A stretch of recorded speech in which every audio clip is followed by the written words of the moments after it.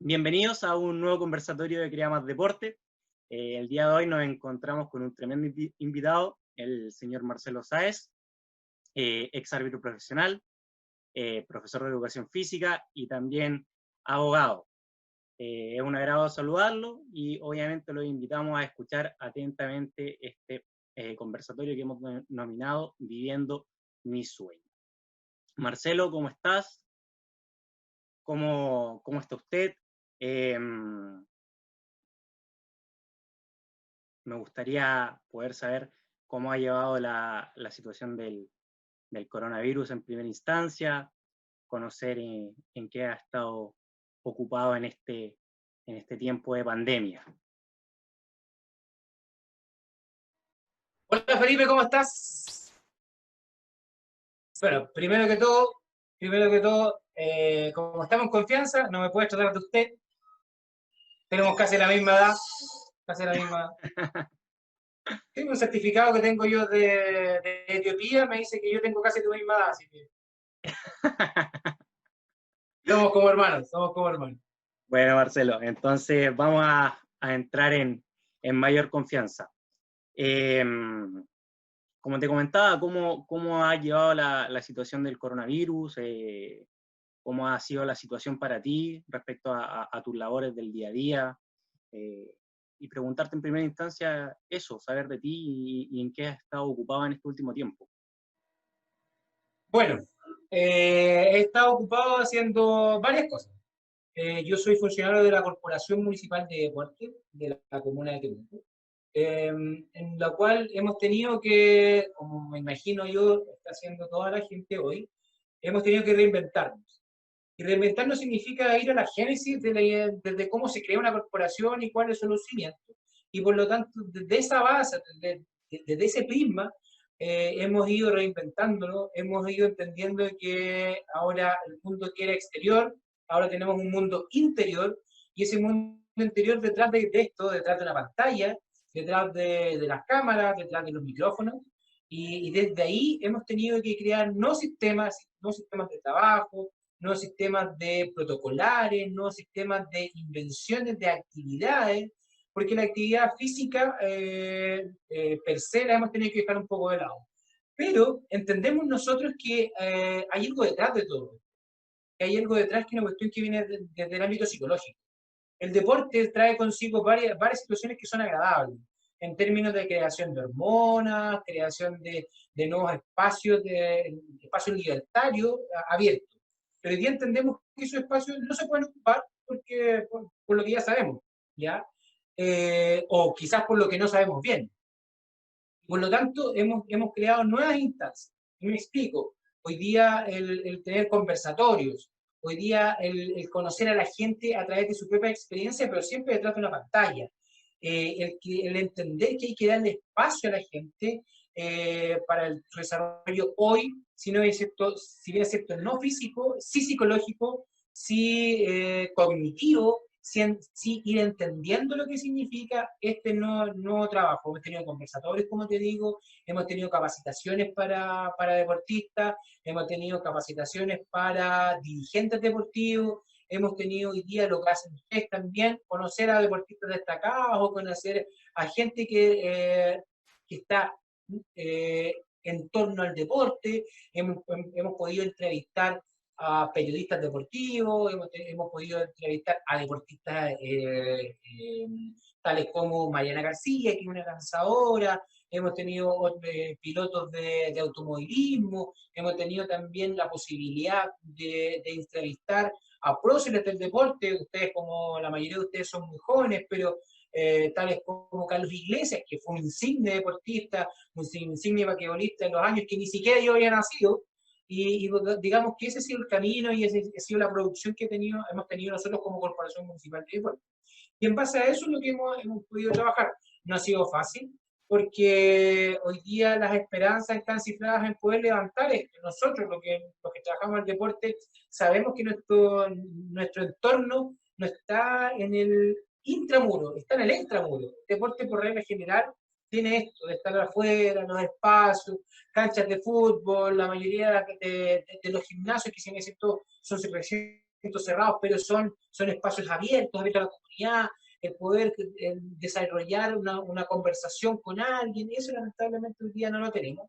Y hemos tenido que luchar contra eso. No ha sido fácil, una tarea que si bien es cierto, se podía hacer a través de esta plataforma, pero no ha sido de la misma forma. Pero creemos que es el camino correcto, creemos que vamos a llegar hoy día a que esto se solucione, porque cuando se solucione este problema, que esperamos que sea más rápido, va a venir otro problema.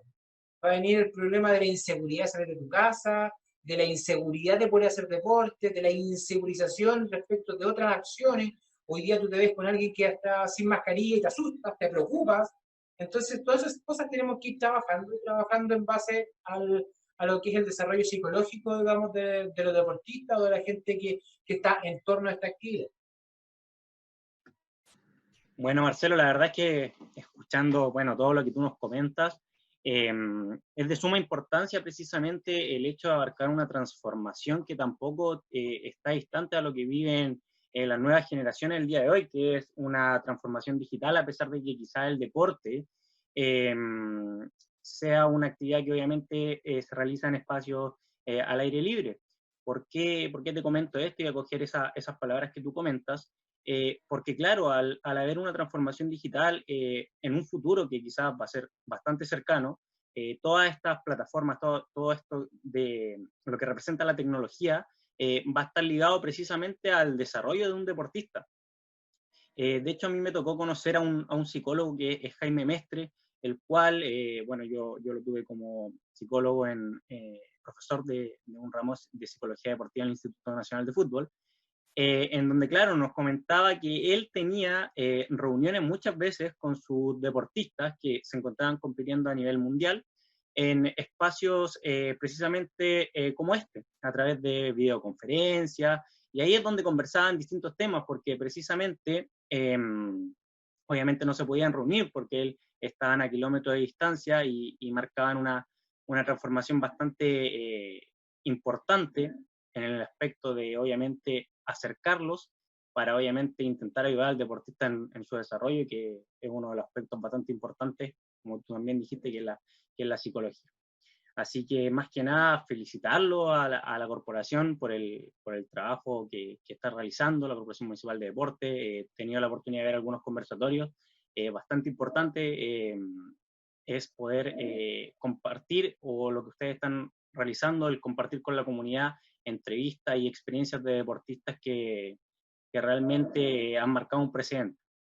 Así que Oye, ahí uno se da cuenta que el mundo cambió. Y el mundo cambió en términos súper transversales, en todo sentido.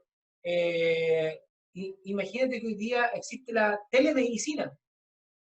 Cuando nosotros hace 20, 25, 30 años atrás, 40, o quizás cuántos siglos atrás, íbamos a pensar que la medicina, que el médico cuando tú vas te ausculta, te toca, hay una cuestión presencial, hoy día todo eso varió a la telemedicina. Eso es algo que era hace, insisto, hace 30, 40, 50 o siglos atrás, era impensado. Hoy día el mundo cambió, hoy día es un mundo muy distinto, un día donde nos tenemos que acostumbrar a nuevos hechos, nuevas situaciones en las cuales no estábamos preparados, pero el ser humano es un ser de costumbre y por lo tanto me imagino que paulatinamente iremos preparándonos para lo que se viene.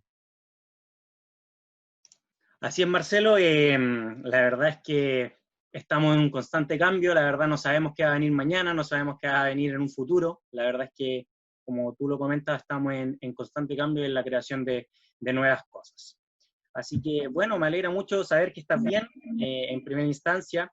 Y cambiando un poco el tema, la verdad es que, bueno, como yo te comenté, el conversatorio se llama Viviendo mi sueño, porque precisamente el día de hoy nos gustaría que tú nos contaras de uno de los sueños que tú tuviste desde muy joven y que pudiste cumplir en base precisamente a transformaciones en tu vida, a tu esfuerzo, tu perseverancia y llevaron un gran paso en tu vida, ¿ya? Y esto es tu carrera como árbitro de fútbol. Me gustaría preguntarte en primera instancia cómo nace esto de querer ser árbitro? ¿Cuándo tú comienzas a arbitrar? ¿A qué edad? ¿Y quién te incentiva a dar este pequeño paso? O este pequeño gran paso, disculpa. Oye, mira, esta pregunta me la han hecho varias veces y varias entrevistas y siempre parto desde que yo llegué al arbitraje por necesidad, por una cuestión circunstancial. Yo era alumno de la carrera de Educación Física en la Universidad de La Frontera, a quienes les mando un saludo, y estaba un día yo entrenaba por la universidad, nunca fui muy bueno para la pelota, pero jugaba por la universidad, entrenaba por la universidad más bien dicho, y yo salía de clase a la 1, entrenábamos de 1 a 3, y de 3 me iba a mi clase, tenía clase. Entonces un día ocurrió que yo voy al entrenamiento, el entrenamiento termina antes, me ducho, me cambio, y y salgo a la puerta del gimnasio número 1, o el Andrés Bello que se conocía, y habían unos chiquillos de la carrera de medicina. De la carrera de medicina y me dicen, oye, dicen, ¿tú estudias educación física? Sí, le digo yo. Oye, ¿tú nos podrías arbitrar un partido de fútbol? Yo le dije, yo no he arbitrado jamás en mi vida. Entonces me dijeron, mira, no importa que tú no arbitres nunca, necesitamos a alguien que se pueda poner al medio, porque nosotros invitamos a la carrera de medicina de la Universidad Austral de Valdivia, vinieron para acá y a nosotros se nos olvidó los árbitros. Entonces nosotros te pagamos te pagamos para que tú seas árbitro. Y le dije, yo no tengo nada, le dije yo, ni siquiera mi herramienta. Entonces le dije, pero yo me voy a conseguir, intentando ayudarlo. Entonces llego, voy donde una persona que está ahí, don Evaristo Ural, que trabajaba en su año en la universidad, y yo le comento, le dije lo que había ocurrido, y me dice, ya, aquí tienes un pito, porque no era un silbato, era un pito, que venía dentro una colilla, y la colilla era bueno, lo que se conocía en la jerga futbolística, un pito lichero, pito leche. Ya, pues, me pasa el pito, tenía 2 cartulinas, una roja y una amarilla, corta la cartulina, y me presta su reloj. Y yo parto mientras de allá, sin conocer mucho el reglamento, llego, parte, los chiquillos se juntan, me dicen que hago el sorteo, mal hecho el sorteo, hago el sorteo, digo, ya, quién sabe esto, empiezan a jugar, y la Universidad Austral le empieza a ganar a la Universidad de la Frontera, le empieza a ganar, no sé, digamos, 10 minutos, y los tipos ya llevan 10, siendo exagerado. Y termina el primer tiempo, quisieron jugar 20 por lado, termina el primer tiempo, y los chiquillos le dicen, ¿sabes qué? No vamos a jugar más, así que aquí te vengo a pagar. Entonces, no habíamos quedado de cuánto me iban a pagar. Y yo, alumno de educación física, mamá profesora, por lo tanto mi mamá me entregaba la plata a la micro todos los días, costaba 60 pesos la micro, por lo tanto mi mamá me daba 120 pesos en la mañana, y corto, me van a pagar y me entregan el dinero. Y me entregan 5.000 pesos. Y me entregan 5.000 pesos en el año 1999. 5.000 pesos. Y yo lo único que me quedaba eran 60 pesos en el bolsillo. Le dije, por arbitrar 20 minutos, me pagaron 5.000 pesos y yo solo tenía 60 pesos para volverme. Dije, hay algo interesante. Y al parecer no lo hice tan mal, como que me gustó, pero me gustó también el hecho de dicho, me gané 5.000 pesos. Me fui a mi clase, y por mientras yo estaba en mi clase pensaba todo el rato que me había ganado 5.000 pesos en 20 minutos. Imagínate que 5.000 pesos me significaban para mí prácticamente todo el mes de puros pasajes. Yo dije, oh, con esto voy a ayudar a mi mamá, para que no me tengan que entregar el dinero, sino que yo me lo... Al día siguiente existía en la Universidad de la Frontera un campeonato que se llama Campeonato Intercarrera, que me imagino que hasta el día de hoy lo siguen ejecutando. Es un campeonato que se juega entre las diferentes carreras, diferentes años por carrera. Entonces, y ahí en estos campeonatos se juega primera y segunda, y cada uno de ellos, evidentemente, tenía que ser dirigido por él. Y al día siguiente fui y fui a hacer todas las consultas de cómo se podía llegar a ser árbitro, y me dijeron cuáles eran las condiciones, sin hacer ningún curso, nada, y que al día siguiente tenía que presentarme a tal hora en tal cancha. De ahí parte un poco, digamos, mi primera experiencia como árbitro, ahí empecé en la intercarrera y ahí ya pasé a que en mi casa me daban, como te decía yo, 120 pesos diarios, a yo tener un capital, porque además nos pagaban en cancha, eso era súper entretenido, porque tuve el partido y los dos equipos te tenían que pagar, entonces un equipo pagaba 3.000, el otro pagaba 3.000, y tú te veías con un fajo de monedas en el bolsillo. Entonces tú en tu bolso, tú alcanzabas a arbitrar 3 partidos diarios, entre viernes y sábado. Y por lo tanto yo arbitraba el viernes 3 partidos y por lo tanto me veía con 18.000 pesos. Lo que para esa altura ya para mí era un platal, un dineral que jamás en mi vida habría pensado tener. Haber tenido 120 pesos diarios, pasé a tener casi 18.000 pesos diarios por haber dirigido. Entonces ahí parte un poco este gusto, esta necesidad, y además creo que no lo hacía tan mal, porque además yo me fui creyendo el cuento, cosa que después vamos a llegar a ese tema en algún instante, del que me creía bueno, me creía que era capaz de, creía que la gente me entendía, un poco me ayudaba la personalidad, el histrionismo que tenía un poco a lo largo de mi vida. Entonces, eso me ayudó a que la gente me fuera conociendo, algunos me fueran creyendo, otros incluso me fueran queriendo, y contrariamente otros me fueran odiando, por la misma razón. Entonces, por lo tanto, fui captando un poco lo que significaba esto, me fue gustando un poco más, y así fui paulatinamente adquiriendo experiencia en el fútbol. Posteriormente, y además con mis ganas de seguir ganando experiencia y también dinero, existió la posibilidad de yo ingresar a lo que es el fútbol amateur per se directo, que era los seniors de la Asociación Temuco. Los seniors que en ese tiempo tenían de 35 era grande, unos loros para lo que sería hoy día. Entonces, ¿qué es lo que ocurrió? Llego y me inscribo, voy allá a ver la posibilidad y me dicen que ellos dirigen los días domingos en las mañanas. Yo dije, perfecto, domingo en la mañana, me pagan la misma cantidad que me pagan en la universidad, o un poco más incluso, y yo podía también arbitrar 3 partidos. Por lo tanto, también ocurría que me iba al día domingo, me podía ganar 18.000 pesos. O sea, ya el día viernes me ganaba 18.000 pesos, me ganaba 18.000 pesos el día domingo, y había otra liga, que es la Liga Cinca, que me imagino que muchos la deben conocer, y ahí había reunión los días viernes, y ahí estaba un gran amigo mío, Daniel Queter González, que su papá era, era como el presidente de la Cinca, y él me dijo, anda a Cinca, y va a ir los días viernes, y te dan partidos para los sábados en la mañana y sábados en la tarde. Yo dije, ya, pues, fui, y me dieron partido, llegué, me dieron partido al día siguiente, y ya entonces arbitraba en la mañana y arbitraba en la tarde. Por lo tanto, yo hacía más o menos 18.000 pesos el día viernes, 12.000 pesos el día sábado y 18.000 pesos el día domingo. Por lo tanto, que son matemáticos, comprenderán que ya al menos tenía casi 40.000 y fracción pesos por fin de semana.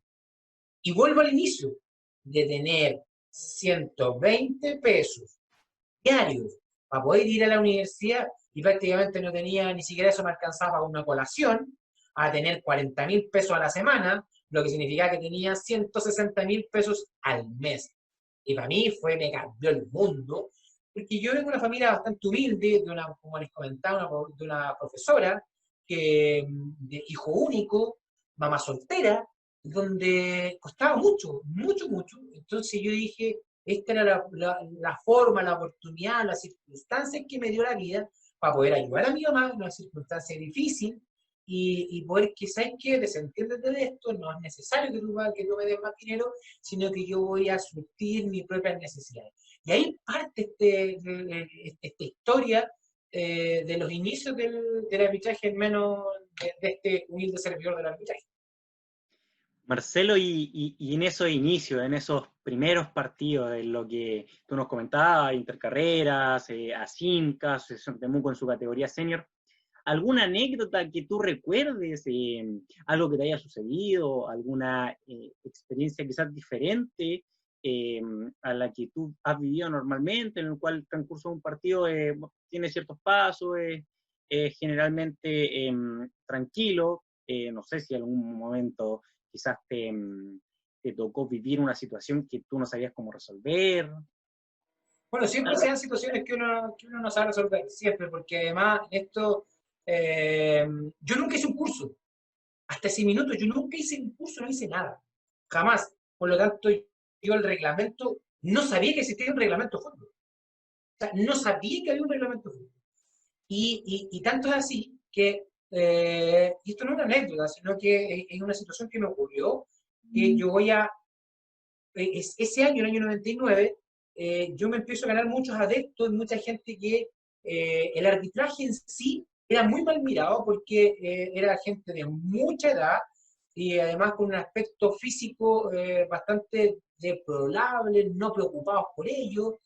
Y viene este personaje del arbitraje, irrumpe, digamos, en esto. Yo era muy joven, tenía una buena condición física, por lo tanto, que te vieran los jugadores correr y que la gente te empezara a creer era como la patrulla juvenil que venía, y me dio la oportunidad incluso de dirigir por primera vez una final regional. Yo decía, pero esto me está ocurriendo algo que jamás lo pensé. De la noche a la mañana, no sabía ni lo que era arbitrar, no sabía que existía el arbitraje.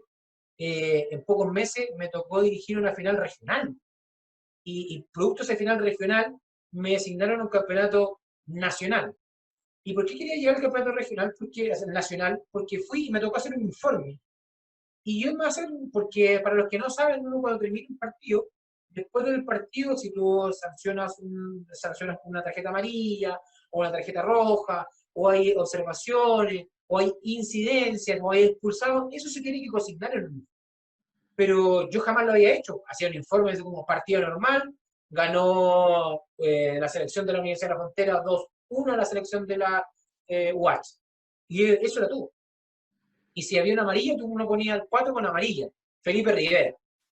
Pero no existían las causales. Y voy a este nacional y yo hago lo mismo, y me dicen, pero ¿cómo estás haciendo el informe? Explica el informe. No sé cómo explicarlo. Pero si le sale el reglamento, y ahí yo digo, ¿cuál reglamento? Que si existe un reglamento que hay 7 causales para molestar y 7 causales para expulsar. Yo le decía, no sé, no tenía idea que habían 7 causales para una cosa y 7 causales para la otra. Entonces, ocurrió que encontré que había sido un neófito del arbitraje, que no sabía nada y que había llegado sin saber nada. Yo decía, ¿cómo he logrado arbitrar sin saber las causales de fondo? No las de forma, que son las de la cancha, sino que las de fondo. ¿Por qué estoy amonestando? ¿Es una conducta antideportiva? ¿Es retrasar persistentemente las reglas de juego? ¿Entrar o salir?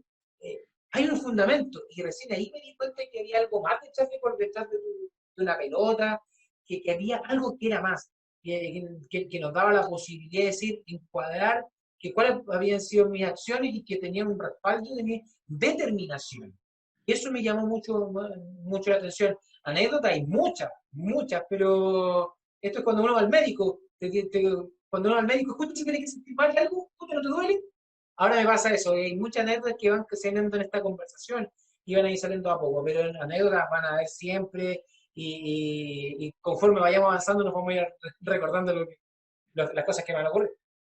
Por lo que puedo interpretar, ese campeonato nacional para ti fue bastante importante porque ya inculcó algo en el aspecto de querer marcar una diferencia y conocer ya lo que era el fondo del arbitraje, conocer lo que es en el reglamento del fútbol, las 17 reglas del juego en este caso, para quien para quien no la conozcan cuántas son.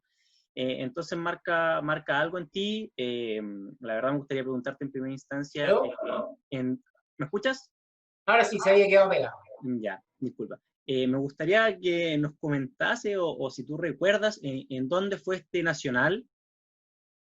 Sí, mira, fue en la localidad. Mira, lo que pasa es que los nacionales, para que la gente sepa, ahí está la sede y las subsedes. La subsede a mí me tocó en Gualañé. Me imagino que mucha gente no debe saber dónde queda Gualañé. Bueno, yo tampoco sabía dónde queda Gualañé. Gualañé queda de Curicó hacia la costa, ¿ya? Y la otra sede era en Parral. Entonces estaba Parral y Gualañé. Y a mí me correspondió ir a Gualañé, ¿ya? Que es una ciudad muy chiquitita, muy linda, y tiene, yo creo que la cancha de pasto natural más bonita que yo me ha tocado jugar. Y como te digo, y ahí había muchas cosas protocolares. Yo fui con mi mejor ropa, pero no llevé terno, por ejemplo. Ambos. No llevé, menos corbata. Entonces, y ahí me di cuenta que había que llevar corbata, que había que llevar, yo llevé solo mis camisetas, que eran una, dos. O sea, había muchas cosas que yo no sabía y como dices tú, la aprendí. Eso fue un punto de inflexión de entender, claro, que hay algo que era más profesional, de algo que no era profesional, pero era mucho más preparado, con muchas más cosas técnicas que yo desconocía. Y eso para mí fue un punto de inflexión. Ahí me dio un cambio, cambió el switch, me dio a entender que hay algo más allá de este simple fútbol amateur, que había algo, y que había una proyección, que había algo detrás que no era solo un campeonato nacional, sino que era más bien una luz de creer que hay algo detrás de todo esto. Entonces, aquí en este punto de inflexión, posterior a este nacional, ¿qué pensabas tú del arbitraje? ¿Querías ya llevarlo al siguiente nivel, si se podría decir de aquella manera? ¿O seguiste en el camino de lo que es el árbitro de fútbol amateur? ¿Seguiste tomando experiencia o aún no conocías muy bien cuál era el camino a seguir? Mira, yo hasta ese minuto tampoco sabía el camino para seguir, no lo conocía. Lo que sí fue adquiriendo más experiencia, y la experiencia me fue dando algo que se denomina seguridad.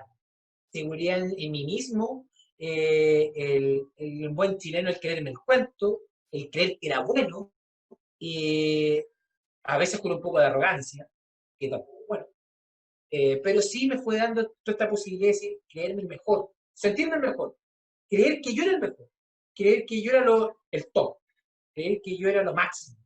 Y de otra manera, eso me ayudó a decir que a abrirme puertas solo. El que ya no arbitraba solo los fines de semana, sino que arbitraba toda la semana. Y por lo tanto, en términos económicos, también me sentía mucho más seguro. Me sentía que había ya logrado cosas económicas que antes no las había logrado. Y era un hito que no lo podía soltar, no lo podía dejar, porque era ya un aspecto importante que ya era parte de mí.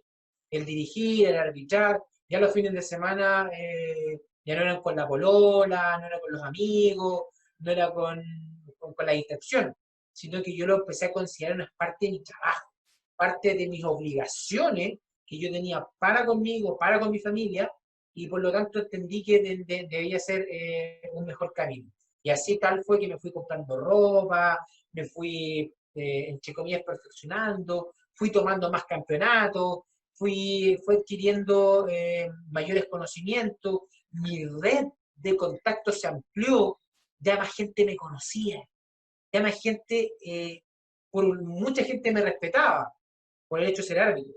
Ahora, por ese mismo motivo, mucha gente ya no me respetaba. ¿Me entiendes? Porque a veces se creó por mucho tiempo un mal concepto del árbitro. El árbitro es a quien uno podía, la gente entendía que era una persona que podían basurar, podían tratar como quisieran. Yo no se lo permití. Yo no permití que eso fuera. Porque detrás de cada árbitro hay una persona, hay un ser humano que se puede equivocar. El fútbol no es perfecto. Por lo tanto, no le podemos pedir esa perfección a un ser humano. Entonces, estando desde esa perspectiva, me parecía que yo podía ir logrando. Y entonces fui avanzando, tenía cada vez más campeonatos, más gente me llamaba, como era joven, tenía la opción de llegar a mucha gente, y como, insisto, creo que no lo hacíamos tan mal, porque yo me hice rodear de amigos también que tenían la misma edad, los mismos sueños, entonces fuimos de una otra manera adquiriendo espacios. Esos espacios me ayudaron a que la gente nos conociera y nos empezaron a llamar, nos empezamos a ser conocidos a nivel local, comunal, regional, y ahí ya partió, y yo me creí, insisto, mucho en el cuento, y fui adquiriendo todo esto en base a querer perfeccionar. Posteriormente viene una época en la cual Deportes Temuco, lo nombro porque es importante en esto, Deportes Temuco sube a la categoría de honor y empiezan yo digo, quiero ir al estadio a ver al Club de Deportes Temuco, y me pasó, y me imagino que a todos los que son árbitros, y siempre se los digo, que uno cuando hay un punto también de inflexión, cuando uno antes era árbitro y después era árbitro de nuestra visión del fútbol.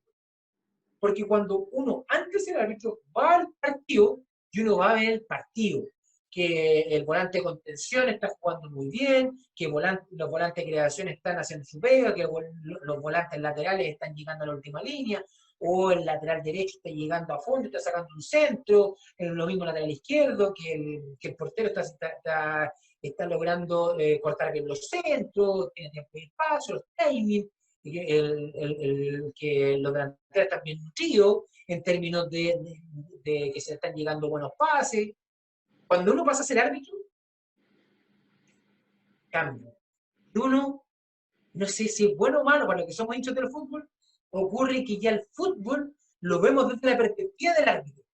Que si el árbitro cometió o no cometió un error, si era amarilla o no era amarilla, si está bien aplicada la ley de la ventaja o no está aplicada la ventaja, si es que estuvo bien la percepción, si era penal o no era penal, la posición en la cual, si la mano estaba bien estirada, si la mano estaba bien encogida, si cuando mostró la tarjeta roja si la mostró bien, si estaba dentro de las 7 causales para expulsar o las 7 causales para amonestar.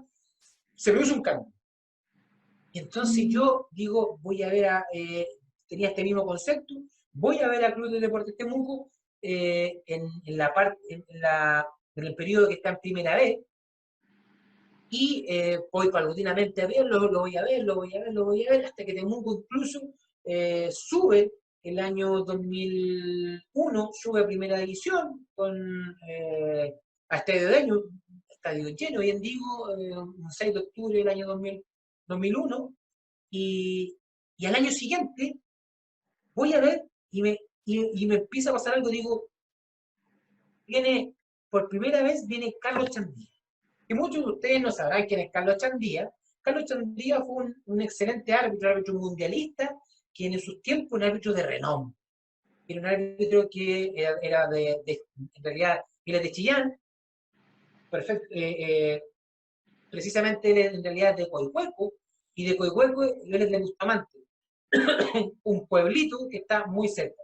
Y él entrenaba en Concepción, y de Concepción llega a Santiago, y él de Santiago llegó al mundo, y llegó a ser uno de los mejores árbitros a nivel sudamericano y mundial. ¿Qué ocurre? Que viene por primera vez, viene él. Y yo digo, oh, yo él lo he visto. Y digo, oh, cómo gustaría conocer a un árbitro de fútbol profesional. Y digo, y un amigo mío, que su mamá trabajaba de mucama en el Hotel Nicolás. Y en el Hotel Nicolás se alojaban todos los árbitros profesionales.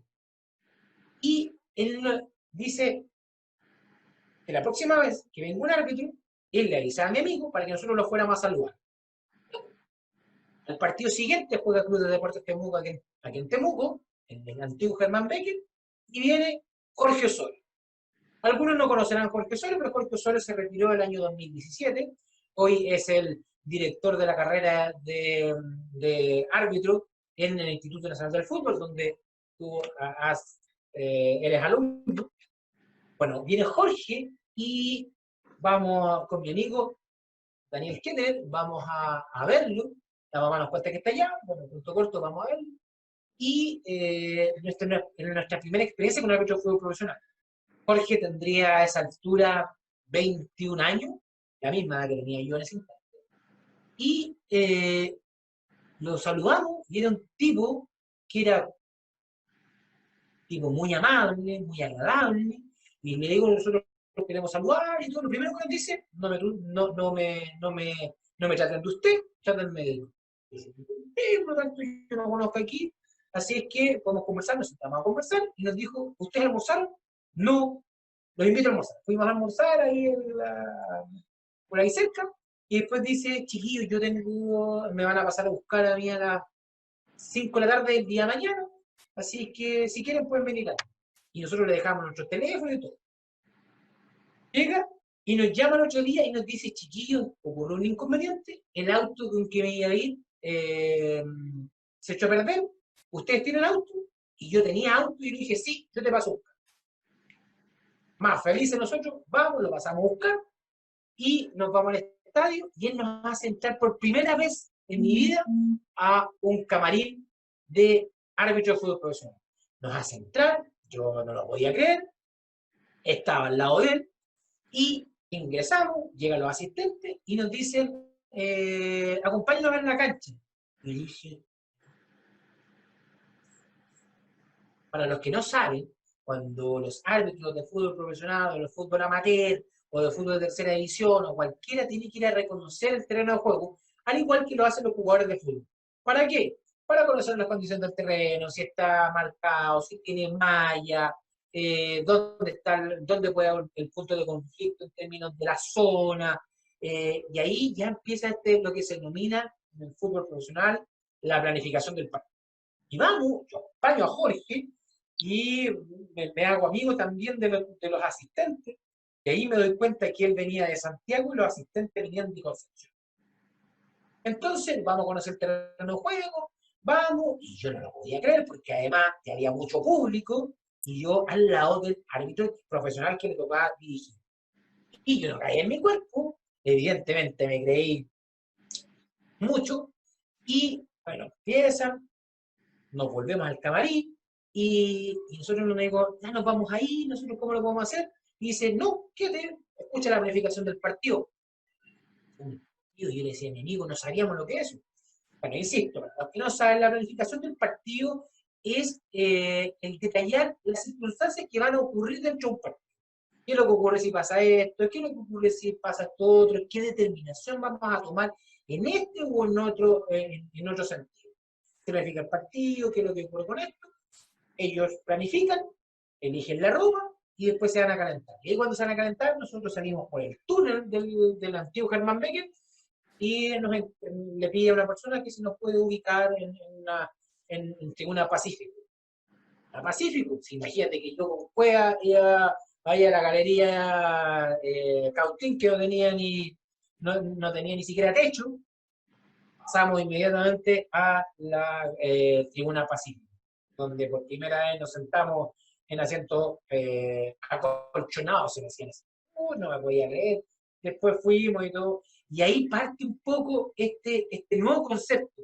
Y ahí dije yo, por primera vez conozco un árbitro de fútbol profesional, y ahí yo, Jorge, le empezó a preguntar cuáles eran las condiciones, cómo llegáis a ser fútbol profesional, árbitro de fútbol profesional. Y él me cuenta, bueno, que hay todo está en Santiago, que allá se dan los cursos, se daba todo este mundo. Ya, conozco a Jorge, como les comentaba, y ahí también ese mismo partido conozco a otra persona que fue muy importante en mi vida, muy, muy importante, y que él es un asesor o el inspector del partido.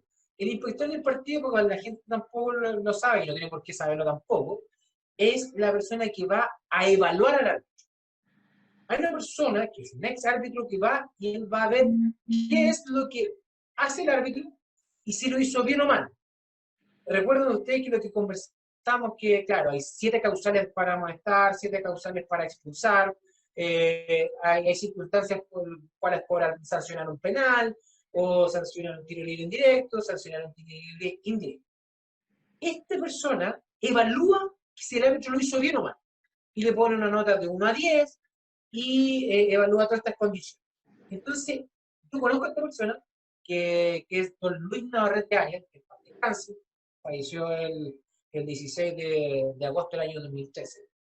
Y él me empieza a dar, nos empezamos a ser amigos, bueno, conocidos de primera, amigos, yo lo empiezo a ir a contactar más, y cuando termina este partido que les digo yo que hace Jorge me da su contacto y me dice que la próxima vez que venga un árbitro me va a llamar para que yo también ayude a su colega y todo. Y don Luis Navarrete, que él venía de Chillán, Hice lo mismo, que cuando venga me voy a llamar para que nos podamos tomar un café, podemos conversar de la arbitraje. Ya, 15 días después Temuco vuelve a jugar. Y viene y dirige aquí, viene el mismo inspector, que me llama, y viene el partido siguiente, viene, que para descanse también, Rubén Serna, otro insigne árbitro de este país. Para muchos, que me imagino que muchos jóvenes, y esperemos que así sea, que haya muchos jóvenes viendo esta cápsula, este conversatorio, Rubén Serna fue un ícono del arbitraje chileno, un ícono, él fue de los grandes de los.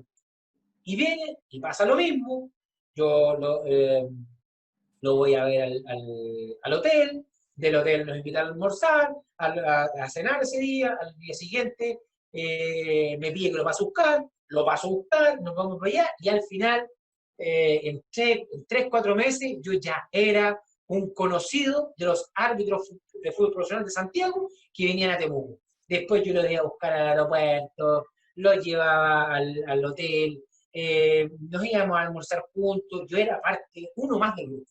Y ahí yo me sentí que decía, oye, esto parece que va por un camino. Y Don Luis Navarrete era inspector, y él estuvo en Santiago, vivió muchos años en Santiago, y ese año hace su traslado y se va a Concepción. Y empezamos a conversar, y yo la consulta, le digo, si existe la posibilidad de que si alguien se puede integrar. Y dice que sí, que van a haber esas posibilidades. En este transcurso del tiempo, yo digo, yo sí que me quiero perfeccionar.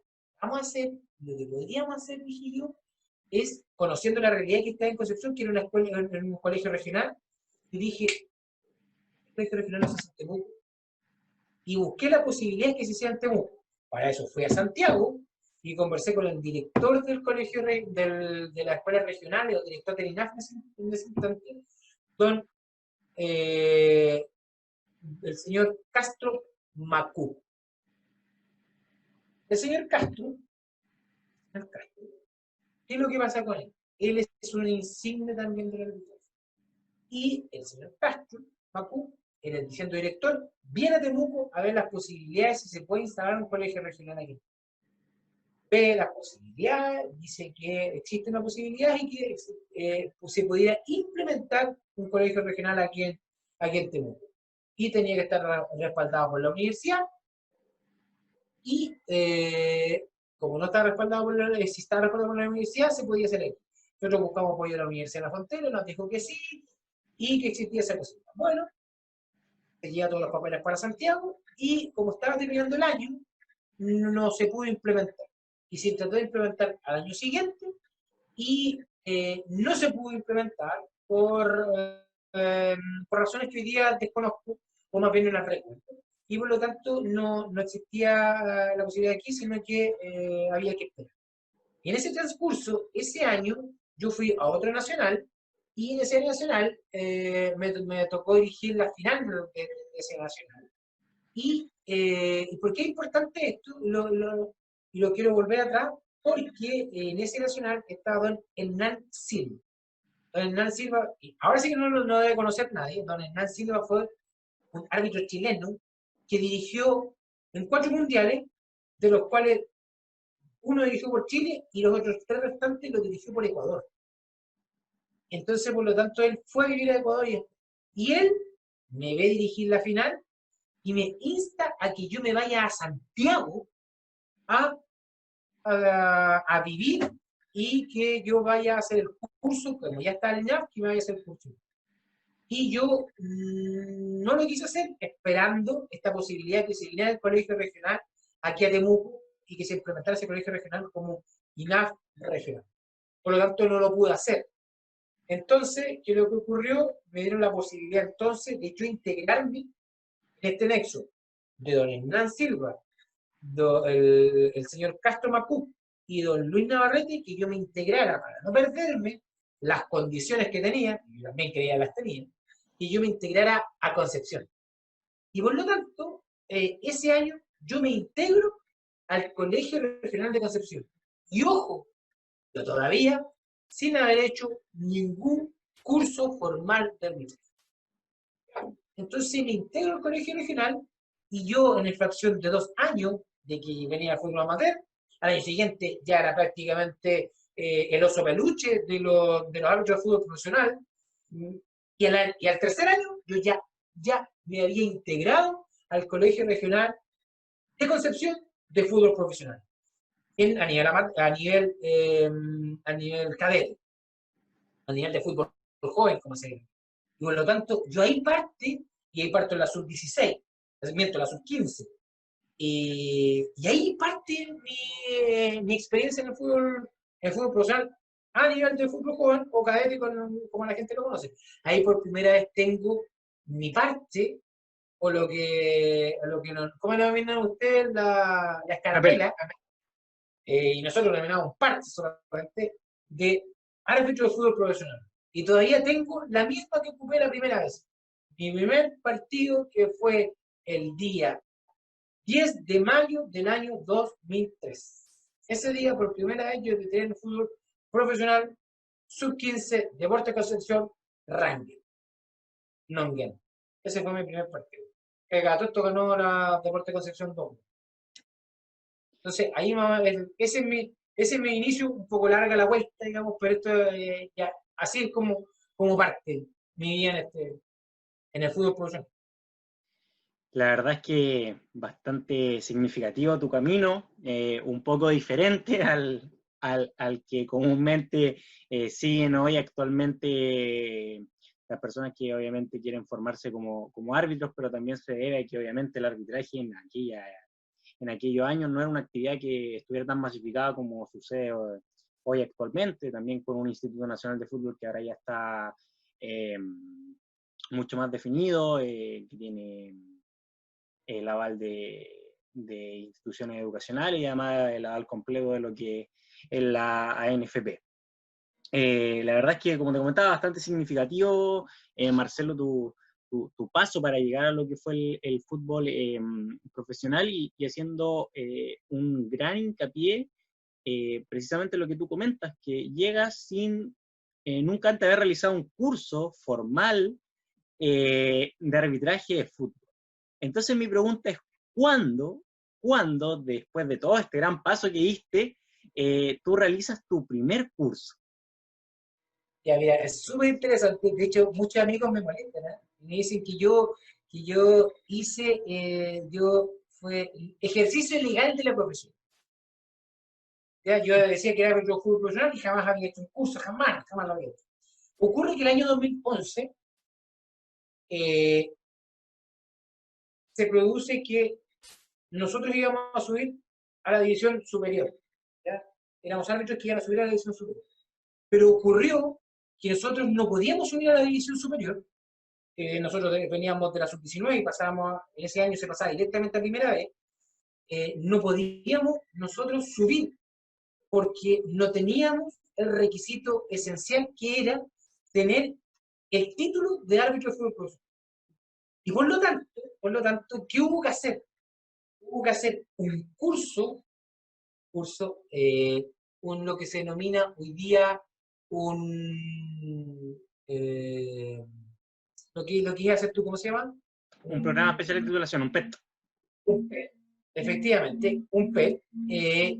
Entonces, como teníamos nosotros que hacer un PET, como nosotros teníamos que hacer esto, se le ocurrió a la institución, a la NFP, se le ocurrió que el INAF nos dictara a nosotros un PET, pero un PET muy particular, muy especial, porque este PET duró un mes, un mes. Lo que hoy día sería impensado, hoy día no podría ser. Duró un mes, y por lo tanto en ese mes, a nosotros, los mismos profesores que teníamos nosotros, nos hicieron clase, ¿ya? Y tuvimos pruebas, y después de tener las pruebas, nos validaron las clases prácticas, nos validaron con informes anteriores, informes de partido y todo, con eso nos validaron, y con eso nos logramos titular nosotros en el año 2011. Solo ahí y solo bajo esa condición nosotros pudimos hacerlo, ¿ya? Entonces, por lo tanto, recién ahí yo hice un curso además particular porque lo hicimos en un mes, siendo que, para los que no saben, la carrera de arbitraje en este país dura 2 años, 4 semestres, la carrera de PET dura 2 semestres todavía, parece. No, cambió aquello, cambió. Ahora, Ahora, ¿cuánto? de hecho, el PET dura 2 años y la carrera formal, simplemente cuando tú ya quieres desde el primer momento, después de terminar tu educación escolar, por así decirlo, quieres sumarte a estudiar lo que es arbitraje de fútbol, dura 3 años. Mira, ¿viste? Entonces, claro, o sea, en ese instante era distinto, duraba 2 años, y que dura 3, como tú bien dices, ahí duraba 2 años y el PET se hacía en 2 semestres. Y a nosotros fue una cuestión excepcionalísima, excepcional, excepcional. Y por lo tanto, nosotros lo hicimos en un mes, y en un mes, después de haber pasado no sé cuántos años en el ejercicio ilegal de la profesión de árbitro, pasé a tener mi cartón de árbitro de fútbol profesional. Ahí está que está por ahí en alguna parte que está pegado. Marcelo, y precisamente hablando de aquello, de ese famoso ejercicio legal de la profesión, ¿tú qué opinas respecto a aquello? Porque claro, tú pudiste arbitrar, pudiste tener un buen desempeño, porque hablamos de que obviamente no podías subir a esa gran división superior. ¿Por qué? Porque te faltaba este requisito esencial, pero estabas cumpliendo con todos los otros requisitos, es decir, tu aspecto físico, tu aspecto táctico respecto a cómo tú veías el juego y el conocimiento que tú tenías de las reglas de juego también, tú lo aplicabas de buena manera si es que ya iba a llegar a una división superior. Entonces, ¿qué opinas respecto a eso? La experiencia, la educación formal, obviamente sin desmerecerla, en este caso, lo que es la formación del Instituto Nacional de Fútbol, pero ¿cuál crees que quizá un componente que a veces va a hacer mejor al árbitro? Difícil tu pregunta. Difícil pregunta. Dicen que a Dios se le conoce por la fe y a la vida por la experiencia. Y yo creo que la experiencia es madre de todas las ciencias. Y con eso yo quiero explicar. Quiero explicar que la educación formal en algunas cosas es muy importante, pero en otras, como esta, particularmente el arbitraje hay que vivirlo, el arbitraje hay que sentirlo, el arbitraje es una sensación, son sensaciones, son pulsaciones, son visiones que no te lo va a dar, no te lo va a dar un libro, no te lo da esto, no te lo da esto, no te lo da lo formal, te lo va a estar en la cancha, estar ahí, el conocer lo que piensa un jugador, en el medio donde tú te desenvuelves. En eso no te lo dan, no te lo va a arreglar. No te lo va, no, esto no te va a decir, no te va a decir, si un jugador te reclama de manera airada, en un instante en que tú has cometido un error, ¿cómo